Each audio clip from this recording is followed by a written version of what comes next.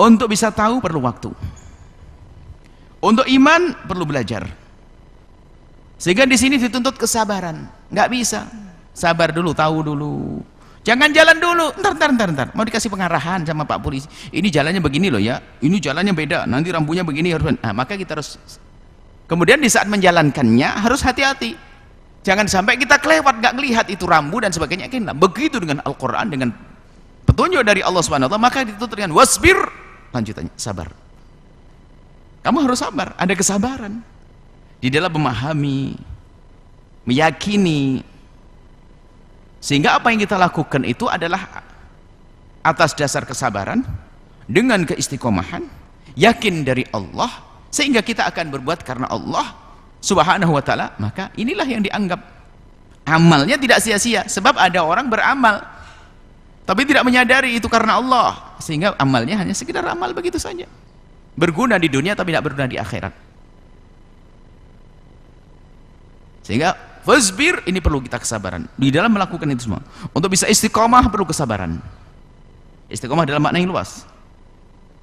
Untuk bisa melakukan sholat yang benar perlu kesabaran.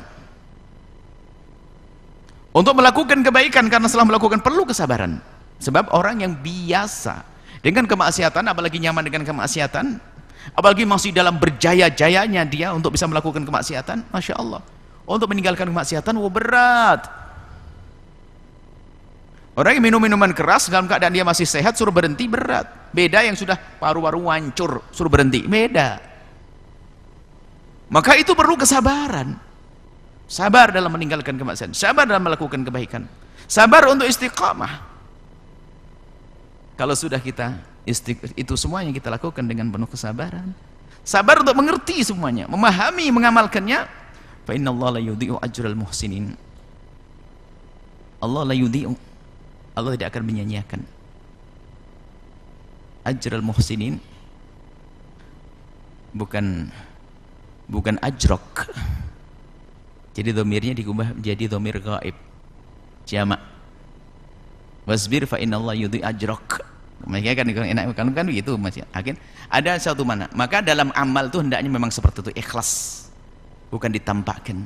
Jadi kalau ahli tafsir itu memahami isyarat-isyarat, makna-makna lafaz-lafaz. Muhsinin adalah dhamir muhsinin adalah dhamirnya hum, bukan engkau. Ghaib.